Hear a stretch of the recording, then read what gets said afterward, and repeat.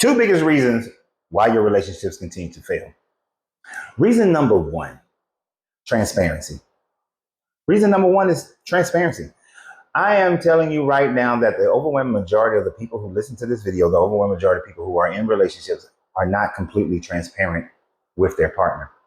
Now, part of the reasons why people are not transparent with their spouse or their boyfriend, girlfriend is simply because they don't know themselves well enough. You don't know yourself well enough to be able to be transparent with someone because you have adopted what society has said who you're supposed to be as a man or a woman, who you're supposed to be in a relationship, how a relationship is supposed to function. So you're not able to be transparent with someone and you find difficulty because you are trying to live up to some type of standard that society has said this is what you should be, this is how your mate should be, this is how a relationship should go. And until you start to delve within yourself to see who you are truly, you will never be able to be transparent with your partner, your husband, your wife, your boyfriend, girlfriend, whatever they are, until you decide to get to know who you are.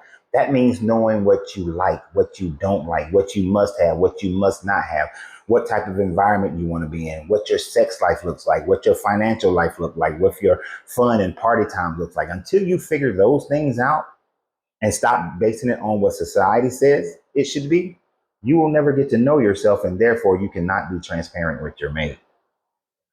The other reason that you're not transparent with your mate is because you know who you are, you know the things you like, you know how you want to live your life, but yet society says that you can't live your life that way and you're still beholden to that.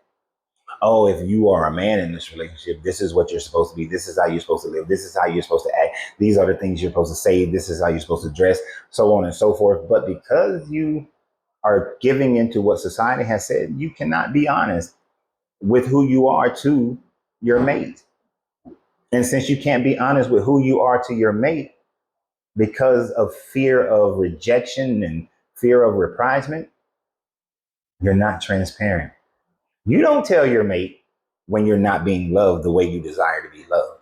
You're not telling your mate that they get on your goddamn nerves when they do this, that, or another thing. You don't say anything to your mate when life isn't going the way you desire for it to go and you want to make a change, but you fear the rejection of that change. So you're not able to be transparent because you care too much about what society says. The moment you stop caring about what society says and how society dictate things, you then can get to know yourself for your real self, and then you can be transparent with your mate and be able to be transparent from day one. Day one. That way, you know that you will not end up with someone who cannot and does not accept you for exactly who you are. And the only way to have a successful relationship is when two people are safe enough to be able to be themselves and not be judged and not be reprimanded or reprised for being who they are. So love yourself and be yourself in order to find someone who can love you and be with you. The number two reason. The number two reason why these relationships are failing, woefully failing. After when you think about all the things that I just said about transparency, I want you to think about something else. When a person is being transparent with you, when they are saying that I desire to be loved this way or that way, and I desire to have these experiences or those experiences, or to run finances this way, or to have sex this way, or to enjoy life that way.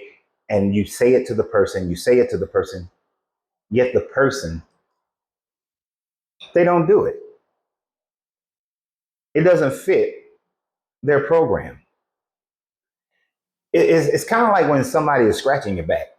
You keep telling them where to scratch your back, that right below the shoulder blade area, but they keep scratching in the middle or on your lower back or on your on the upper part of your shoulder.